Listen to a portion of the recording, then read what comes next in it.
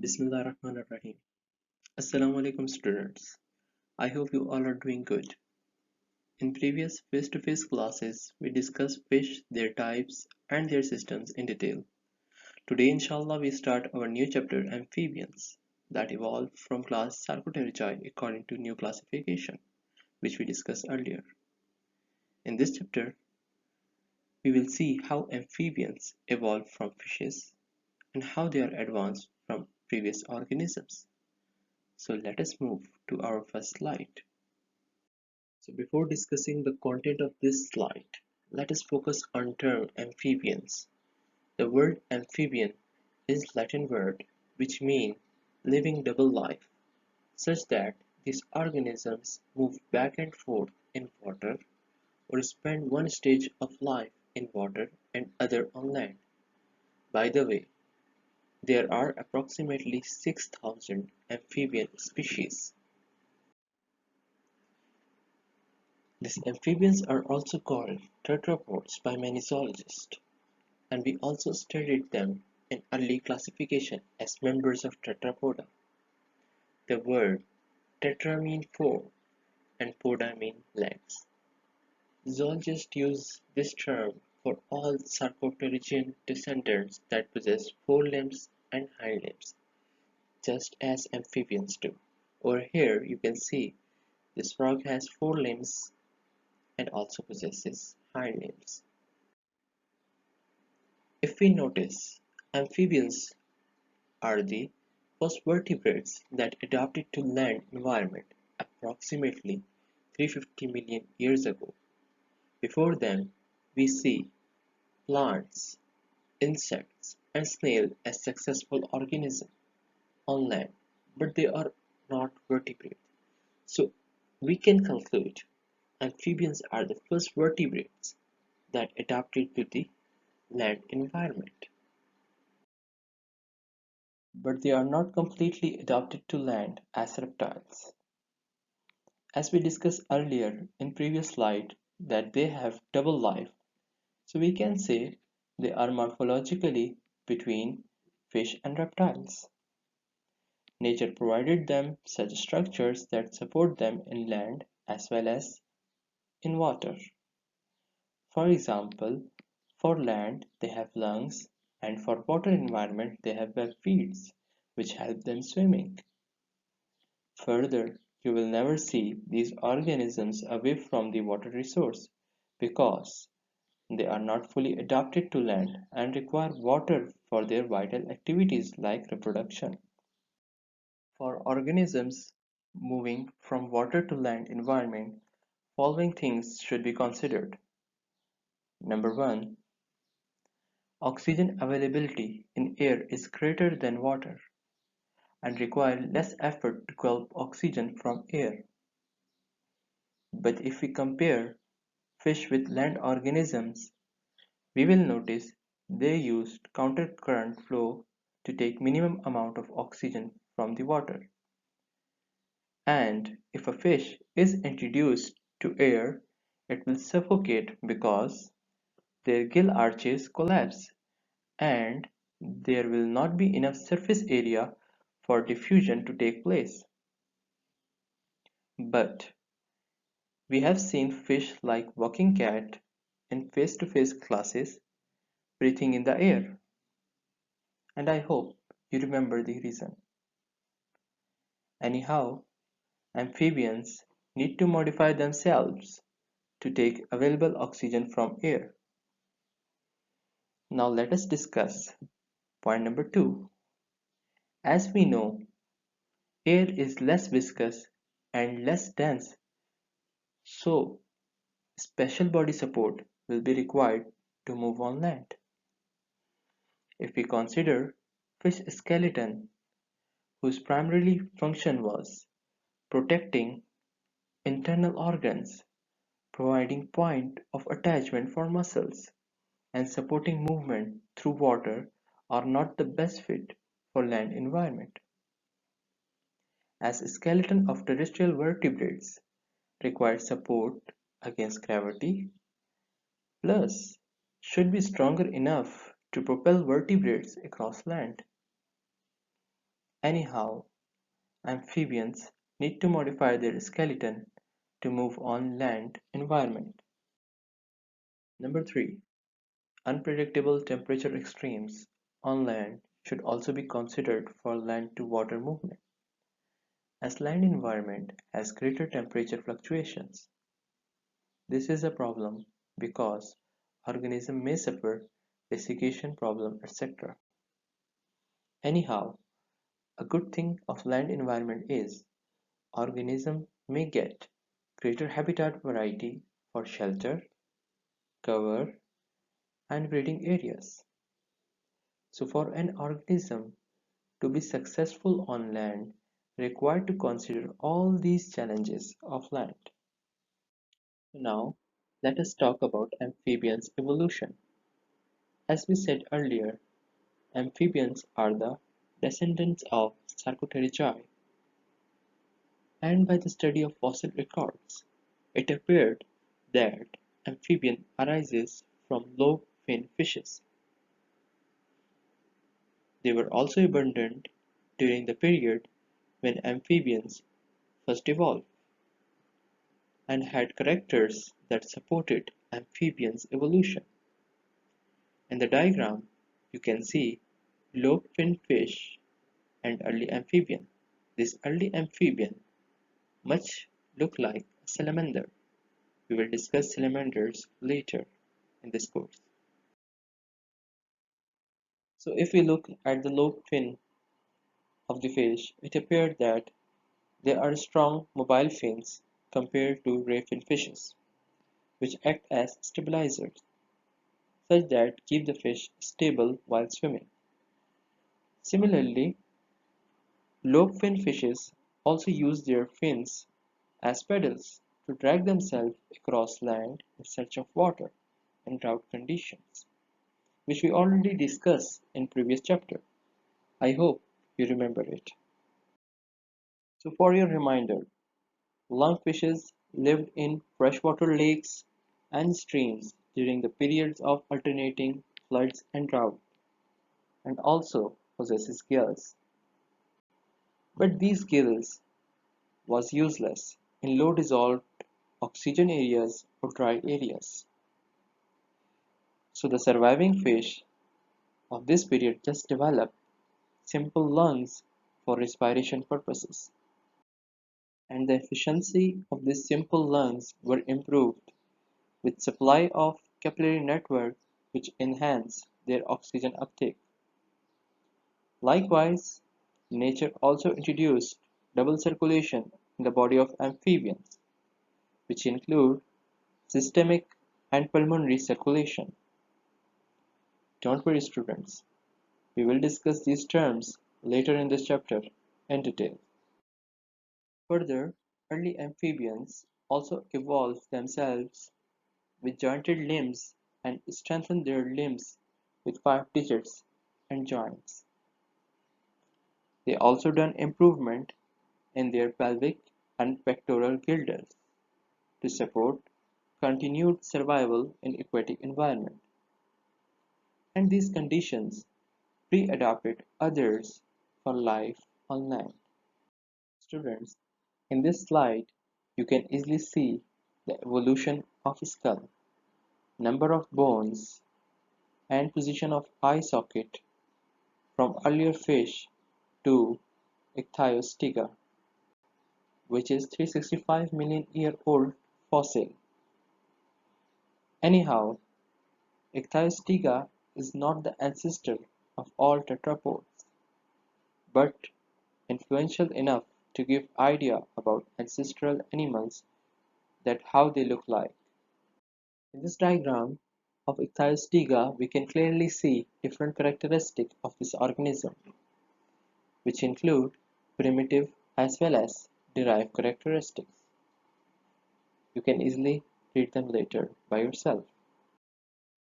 So we can say Ichthyostega is salamander-like, but don't forget it also retains many characteristics of fish that include skull, tooth structure, and elongated snout.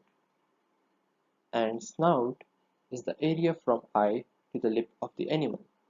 I hope you remember it from fish lesson. Further, they possesses fish tail with fin rays and also opercular bones were present, but they also had several differences from fish, which include jointed limbs with 5 digits, also known as pentadactyl. Similarly, they also replace lateral lines with ear for picking airborne sounds, and for airborne odors, they also improved their olfactory powers such that they are making themselves ready for land. Now let us focus on amphibian diversity. In the image, you can see the family tree of amphibians. Unfortunately, many members are now extinct except Lis amphibians. This Lis amphibian is a group of tetrapods that include all modern amphibians.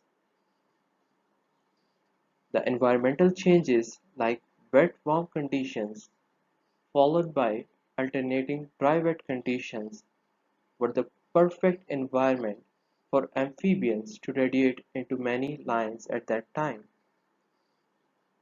Further, there was no pressure or little pressure on them to become better land adapted, as water was available everywhere.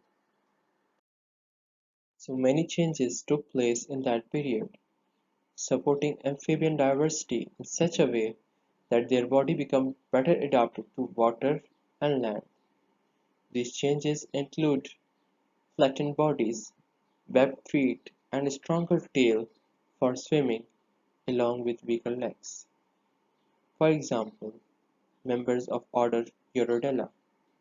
The amphibian diversity that we have today include three basic groups, including order Aenura.